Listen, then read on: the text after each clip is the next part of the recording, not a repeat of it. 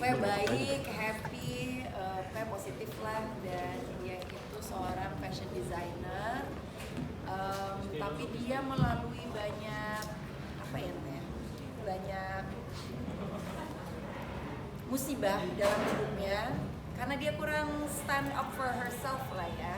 Jadi akhirnya banyak musibah terjadi kepada dirinya dan dikasih kesempatan waktu kedua tiba-tiba by some miracle, supaya dia bisa mengambil jalur yang berbeda dalam kehidupannya.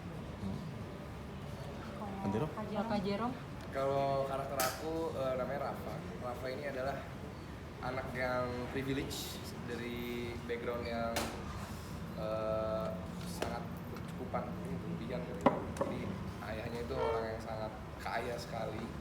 Dan dari kecil dia sudah hidup dalam naungan ayahnya dan selalu mendapatkan hal yang terbaik dari pakaiannya sampai kendaraan yang dipakai sampai dengan pendidikannya. Makanya dia sempat satu sekolah dengan karakternya Kim, dan akhirnya mereka berpisah dan dia melanjutkan pendidikannya di luar negeri, suatu privilege yang mungkin tidak bisa semua orang di Indonesia mendapatkan.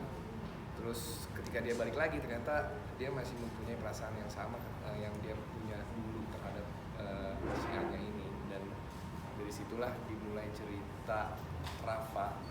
Karena Rafa sebetulnya dia hanya orang yang nggak tahu apa-apa gitu, tapi tiba-tiba dia mendapatkan suatu masalah dan dia harus ikut membantu si Anya ini untuk menyelesaikan. Aku berperan sebagai April, dan kalau mau ngejelasin karakternya April secara tuntas itu aku harus selalu melibatkan ibuku, Ibu Diana, karena memang kalau dibilang karakter April itu sangat berkaitan dan sangat di-build up oleh ibunya. Seperti contoh, rasa ambisinya si April ini tuh jadi lebih muncul karena ada hasutan atau pengaruh dari ibunya.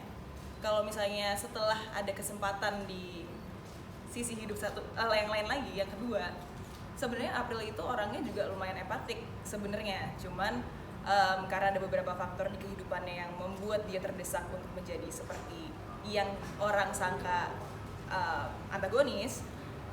Jadi ada beberapa hal, ada beberapa step yang harus diambil oleh April gitu. Tapi sebenarnya sih dia baik-baik aja, dan sebenarnya juga ada sebuah bond yang mungkin nggak terlihat secara langsung sama kakaknya, yaitu Anya. Mungkin tantangan dari peran kalian masing-masing apa sih? Mungkin ada tantangan khusus mungkin?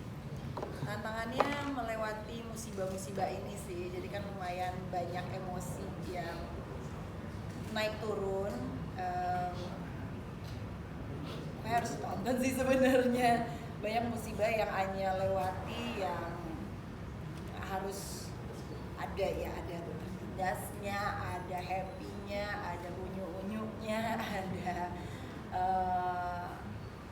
sedihnya, marahnya, itu sih the emotional roller coaster itu sih buat aku.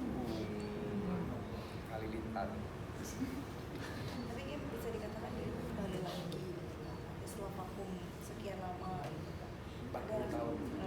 Berapa lah? Gimana sih gitu kan, misalnya perasaan-perasaan yang kayak anak baru lagi gitu kan, balik lagi dan syuting lagi. Happy aja sih sebenarnya, semua dibawa asik, dibawa happy aja, bisa balik lagi syuting lagi terus dengan this amazing cast yang semuanya pada welcoming dan seru banget, dengan storyline yang menyenangkan juga.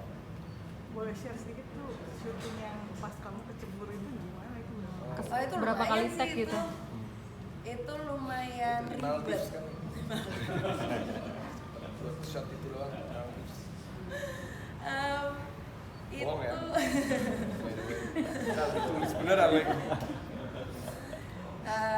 Itu lumayan sih pengambilannya. Aku itu kan nggak bisa scuba diving ya. Di Ancol kan? Enggak, kalau yang underwaternya enggak. Oh, iya. Aku nggak bisa scuba diving. Jadi aku diajarin pakai oxygen tanknya itu kan. Nah itu salah satu itu susah tuh, tantangan banget buat aku. Aku nggak bisa. Aku kalau above land itu nggak panikan orangnya, kalau under pressure. Tapi kalau udah di bawah air, susah bernafas, itu panikan. Jadi nggak bisa pakai oxygen itu. Akhirnya I decided, oke, ini kan dikasih beberapa weights gitu, berapa kilo, 4 kilo apa lebih kayaknya mungkin 6 kilo apa 8 kilo mungkin, supaya aku bisa nggak ngambang.